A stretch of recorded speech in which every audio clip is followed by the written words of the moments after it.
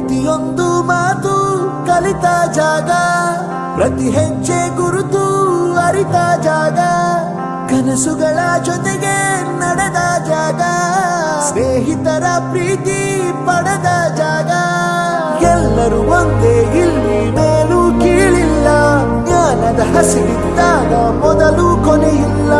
ಮನೆಯೇ ಮೊದಲ ಶಾಲೆ, ತಾಯಿನೇ ಗುರುವು, ತಾಯಿಗೂ ಪಾಠ ಹೇಳಿದ ಗುರುವೇ ಅರಿವು. ಎಲ್ಲ ದಾನಕ್ಕೂ ಶ್ರೇಷ್ಠ ವಿದ್ಯೆ ಎನ್ನುವುದನ್ನು ತಿಳಿದ ದೇಶ ನಮದು, ವಿಶ್ವದ ಕಣ್ಣು.